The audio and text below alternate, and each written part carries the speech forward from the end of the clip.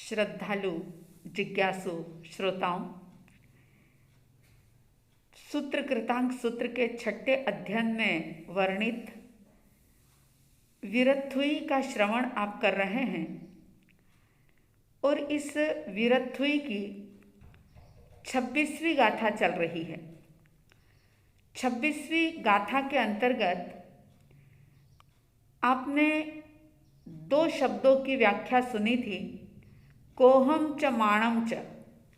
आइए आज हम इसी 26वीं गाथा का तीसरा शब्द देखते हैं, तीसरे शब्द के बारे में समझते हैं। सुधर्मा स्वामी जी ने कहा था, कोहम च माणम च तहेव मायम। तहेव यानी और, तथा मायम, मायम का मतलब होता है माया। माया का अर्थ होता है छल, कपट, धोखा, बेईमानी। जो हम हैं वैसे नहीं दिखना, जैसा हमारा विचार है, जो हमारे भीतर में थॉट है, उसको प्रकट नहीं करना। हमारी सोच कुछ अलग हो, हमारी वाणी कुछ अलग हो और हमारा व्यवहार कुछ अलग हो। यानी विचार, वाणी और व्यवहार तीनों के अंदर जब विरोधाभास आ जाता है, जब तीनों ही चीज़ें अलग अलग हो जाती हैं। अलग होने का मतलब ये है कि हम सोच कुछ और रहे हैं, जैसी सोच है हमारी वैसी वैसी बात हम नहीं कह रहे, और जैसी बात हम कह रहे हैं, जो हम बोल रहे हैं, वो हम कर नहीं रहे। जब ये तीनों के अंदर इस प्रकार का विरोधाभास होता है, विशृंखलता होती है, तो ज्ञानियों की दृष्टि में ये माया कही जाती है। और पता है आपको कि माया को शल्य कहा है। माया, कपट सिर्फ कषाय ही नहीं है, लेकिन कषाय के साथ साथ ये बहुत बड़ा शल्य है, कांटा है, ये शूल है। और आप जानते हैं कि कांटा जब भी चुभ जाता है, अगर वो नहीं निकलता तो फिर वह व्यक्ति जिसके शरीर में या पैर में कहीं पर भी कांटा चुभा हुआ है, और वो व्यक्ति चाहे कितनी भी सुख सुविधाओं के अंदर है, लेकिन वो कांटा उसे सालता ही रहता है, पीड़ा देता ही रहता है, परेशान करता ही रहता है।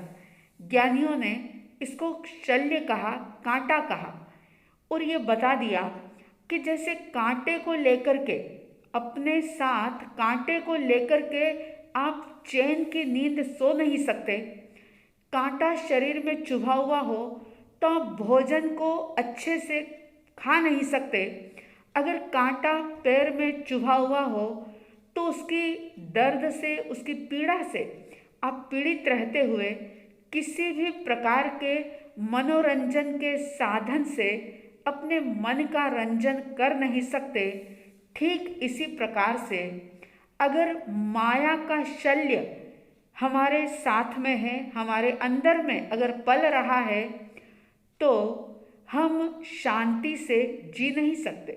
भीतर का चैन, बाहर में तो ये लगता है कि छल कपट ना करो तो जीवन व्यवहार चलेगा कैसे, व्यापार होगा कैसे। लेकिन ज्ञानी कहते हैं कि छल कपट करके अपने आप को ही व्यक्ति धोखा देता है। और ये कह दिया शास्त्रों में कि माया गई पड़ी घाव। माया सद्गति को रोकने वाली और दुर्गति देने वाली है। माया का बहुत नुकसान है। माया करने वालों के ऊपर कोई विश्वास नहीं करता, उसका भरोसा खत्म हो जाता है।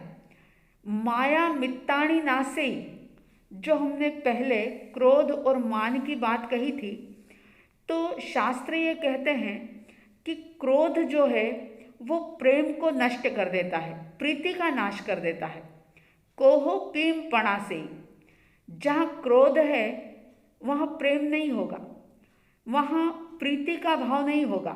जिसके प्रति भी क्रोध का भाव है उसके प्रति प्रीति का भाव, प्यार का भाव हो ही नहीं सकता। और मानो विनय नासनो, मान जो है, अब अहंकार, घमंड, ये विनय का नाश कर देता है। जहाँ अहंकार है वहाँ विनय नहीं, या यूँ कह दूँ कि जहाँ विनय है वहाँ अहंकार टिक नहीं सकता। और तीसरी बात के लिए ज्ञानीजन कह रहे हैं कि माया जो है मित्ताणी नासे, माया मित्ताणी नासे, यानी माया मित्रता को बिल्कुल खत्म कर देती है। कोई भी मायावी का मित्र बनना पसंद नहीं करता। मायावी व्यक्ति से कोई दोस्ती करना चाहता ही नहीं, क्योंकि उसका विश्वास जो है वो खत्म हो जाता है। जरा जीवन में जरूर झांकना, देखना कि हमारा धर्म जो कि निर्ग्रंथ धर्म है, और सरलता के बिना धर्म की शुरुआत भी नहीं होती। अगर माया है तो वहाँ सरलता नहीं होगी। माया और सरलता जैसे एक म्यान में दो तलवार नहीं रह सकती, ठीक इसी प्रकार से माया और सरलता दोनों एक जगह पर कभी भी रह नहीं सकती। तो देखें हम कि माया कब कब किस किस रूप में करते हैं, करवाते हैं, और जो कर रहे हैं उनका अनुमोदन भी करते हैं। सीधे साधे शब्दों में आप ये समझ लें कि जो हम है नहीं वो हम बताना चाहते हैं, जो हम कर नहीं सकते उसके बड़े बड़े आश्वासन देते हैं, यानी कहते तो हैं लेकिन हम वो काम करते नहीं।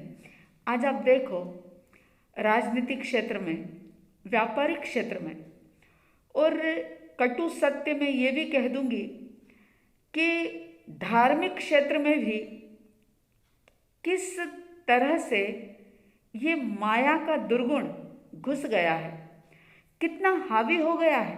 अब देखो कि माया के कारण से व्यक्ति कितने सारे चेहरे लेकर के जीता है।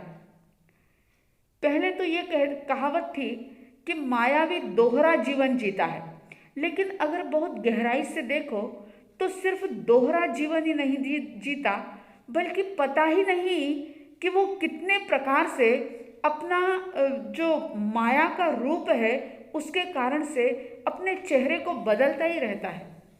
जो धार्मिक नहीं है वो धार्मिक होने का दिखावा करता है। जो चोर है वो साहूकार बनने का ढोंग करता है। ये क्या है? ये माया है। और ऐसी माया जो दुर्गति देने वाली है, तिर्यंच गति देने वाली है। अगर माया करते हुए अगली गति का रिजर्वेशन हो गया, आयुष्य का बंद हो गया, तो निश्चित रूप से तिर्यंच गति का बंद हो सकता है।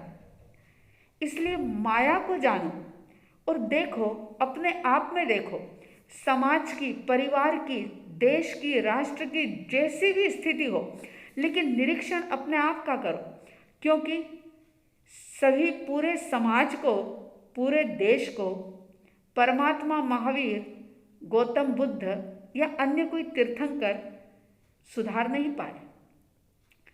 व्यक्ति अगर सुधरता है तो एक व्यक्ति के सुधरने से उसकी पीढ़ी सुधर जाएगी, उसके बच्चे सुधर जाएंगे। और जब बच्चे सुधरेंगे, क्योंकि व्यक्ति भी समाज की एक इकाई है, अगर व्यक्ति सुधरता है तो जरूर धीरे धीरे समाज भी सुधर जाएगा। लेकिन होता क्या है कि व्यक्ति खुद तो सुधरने को तैयार नहीं है, खुद छल कपट माया प्रपंच छोड़ने को तैयार नहीं है, और वो समाज सुधार की बात करता है, समाज को, परिवार को सुधारने की कोशिश करता है, जो बिल्कुल बेमानी है। धर्म बिल्कुल वैयक्तिक है। पहले खुद सुधर जाओ तो फिर अपने आप ही समाज, परिवार और देश सुधर जाएगा। तो हम देखें कि माया के कारण से कितने मुखौटे पहन रखे हैं हमने। स्वयं अनुभव करें कि दिन भर में कितने चेहरे बदले जाते हैं, किस प्रकार से माया की जाती है। जो हम है नहीं वैसा दिखाने का प्रयास किया जाता है। जो लोग बुढ़ापे की तरफ चल रहे हैं, जो जिनकी उम्र ढलती जा रही है, उम्र तो जन्म के साथ ही ढलना शुरू हो जाती है, लेकिन अनुभव में बाद में आती है। और जैसे ही उम्र ढलान पर होती है कि स्वाभाविक है शरीर के ऊपर झुर्रियाँ पड़ेगी, बाल सफ़ेद हो रहे होंगे, दांत कमज़ोर हो रहे होंगे, लेकिन व्यक्ति कितना चालाक है, कितना होशियार है कि अपने आप को बूढ़ा देखना या दिखाना नहीं चाहता, इसलिए सफ़ेद बाल को काला कर लेता है, झुर्रियों का भी इलाज करवा लेता है, सौंदर्य प्रसाधन के ऐसे ऐसे साधनों को यूज़ करके अपने आप को सुंदर दिखाने की कोशिश करता है। सोचें आप, बनता नहीं सुंदर, लेकिन दिखने का प्रयास करता है कि मैं कैसा दिख रहा हूँ।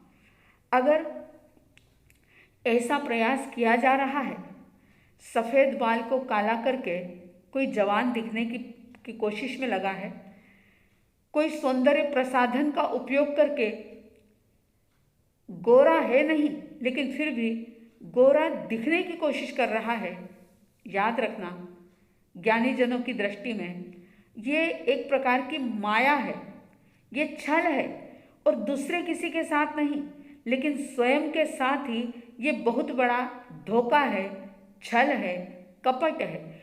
जो हम है नहीं वैसा दिखने का प्रयास करना, और अगर ऐसा ही चलता रहा तो सहजता सरलता जीवन में आएगी नहीं, और सरलता अगर नहीं आएगी तो धर्म की शुरुआत ही नहीं होगी।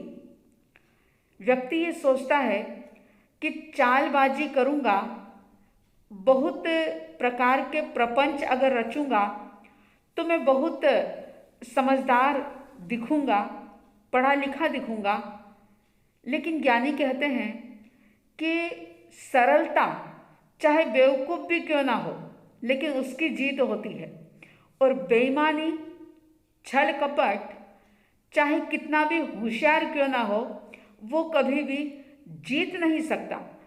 जीतता दिखाई दे सकता है इस जीवन में, इस भौतिक क्षेत्र में शायद छल से, धोखे से, बेईमानी से कुछ प्राप्त भी किया जा सकता है, लेकिन जो प्राप्त होगा वो भी तो नश्वर ही होगा, वो शाश्वत नहीं होगा। इस भौतिक प्राप्ति के लिए छल प्रपंच करके व्यक्ति अपने आप को किस प्रकार से धोखा देता है और कैसे दुर्गतियों का आरक्षण कर लेता है। उत्तराध्ययन सूत्र कहता है, सो ही उज्जूय भूयस्स। धर्म की शुरुआत सरलता से होती है, सहजता से होती है। अगर हमारा हृदय सरल नहीं है, सहज हम नहीं हैं, सरलता भीतर में प्रकट नहीं हुई है, दिखावी सरलता है, सिर्फ बोलने की सरलता है, और अंदर से अगर हम सरल सहज नहीं बने हैं, और ऐसी दशा में कितना भी धर्म ध्यान कर लो लेकिन वो धर्म ध्यान टिकेगा नहीं, उससे हमारा जीवन बदलेगा नहीं, उससे कर्मों की निर्जरा होगी नहीं।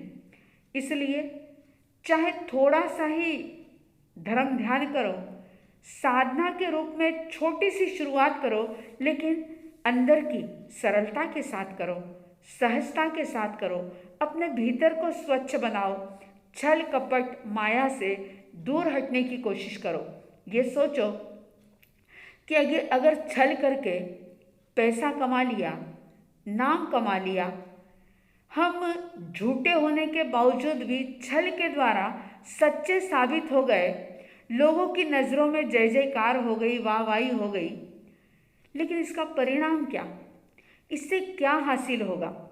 ये जय जयकार, ये नाम, ये यश, ये शोहरत, ये दौलत, ये सब कुछ जो भी है वो कब तक हमें साथ देगी? सोचना तो होगा, गहराई से सोचना होगा कि वो पैसा, वो शोहरत, वो नाम, वो यश जो हमने छल के द्वारा, बेईमानी के द्वारा, माया के द्वारा या किसी को धोखा दे करके प्राप्त किया है, तो वो आखिर कब तक रहेगा हमारे साथ? अगर जिंदगी भर भी उस वस्तु ने, उस पैसे ने, उस नाम ने हमारा साथ दे भी दिया, हमारी लगातार जय जयकार होती भी रही, लेकिन मृत्यु के बाद क्या? यहाँ जो अर्जित किया है माया से वो तो यहीं छूट जाएगा, लेकिन माया करके जो पाप कर्मों का बोझ एकत्रित किया है, जो पाप कर्म हमने एकत्रित किए हैं, उसको लेकर के हमें परलोक की यात्रा के लिए रवाना होना होगा। और आप सोचो कि फिर वो पल कितना दुखदाई होगा जब माया से जो कर्मों का बंधन किया, वे कर्म जब हमें फल प्रदान करेंगे, तब हमारी क्या स्थिति होगी? हम दुख नहीं चाहते, हम पीड़ा नहीं चाहते, कोई हमारे साथ धोखा करे हम नहीं चाहते। अगर ऐसा हम नहीं चाहते हैं तो हम ये संकल्प करें कि हम भी किसी के साथ धोखा नहीं करेंगे। हम अपने विचार, हमारी वाणी और व्यवहार, इन तीनों के अंदर किसी भी प्रकार का अंतर नहीं आने देंगे। चाहे कोई हमें अच्छा समझे, चाहे बुरा समझे, लेकिन हम जैसे हैं वैसे ही हम दिखने का प्रयास करेंगे। अगर ऐसा जीवन जीते हैं तो यहाँ लोग चाहे वाहवाही करे या ना करे, यश, शोहरत, कीर्ति मिले या ना मिले, कोई फर्क नहीं पड़ता, क्योंकि खुशी जो है वो आपके भीतर की चीज़ है। वो वस्तुओं से प्राप्त हो जाए कोई ज़रूरी नहीं है। अपने भीतर से अकारण से खुश रहो और इन सब माया, कपट, छल, धोखा जो है, इससे अपने आप को बचाने का प्रयास करो। तो सुधर्मा स्वामी जी कह रहे हैं कि कोहम च माणम च तहेव मायम। जैसा कि मैंने पहले भी बताया था कि ये 4 कषाय अध्यात्म के दोष हैं। सुना तो बहुत बार है, लेकिन अब समय आया है इनको छोड़ें, संकल्प करें। एक एक दिन का चाहे ना भी कर सके, एक एक घंटे का संकल्प करें कि 1 घंटा चाहे कुछ भी हो जाए, छल कपट नहीं करेंगे, माया नहीं करेंगे। ऐसा एक एक घंटे का भी अगर शुभ संकल्प किया तो भी आप जानते हैं बूंद बूंद से घट भरता है, हमारे संस्कार बनेंगे। और जब संस्कार मजबूत होंगे तो फिर हम इन आध्यात्मिक दोषों को, जो हमारा पतन करने वाला है, हम उसका सेवन कदापि नहीं कर पाएंगे। तो आप हम सभी माया, छल, कपट, धोखा, इन सब बुराइयों से अपने आप को बचाने के लिए सजग रहें, सावधान रहें, अवेयर रहें। ऐसी साध्वी द्वय की तरफ से हार्दिक हार्दिक शुभ मंगल कामनाओं के साथ उस परम पिता परमात्मा को, जिन्होंने इस आध्यात्मिक दोषों का त्याग ही नहीं किया बल्कि वमन कर दिया था, वमिट कर दिया था, ऐसे परमपिता परमात्मा प्रभु महावीर का स्मरण करते हुए श्रद्धा और भक्ति के साथ उनको नमन करेंगे। जिनका परम पावन चरित जल निधि समान अपार है, जिनके गुणों के कथन में गणधर न पावे पार है। बस वीतराग विज्ञान ही जिनके कथन का सार है, उन सर्वदर्शी सन्मति को वंदना शत बार है, उन सर्वदर्शी सन्मति को वंदना शत बार है। इन्हीं शुभ और मंगल भावनाओं के साथ जय प्रभु महावीर, जय गुरु आनंद।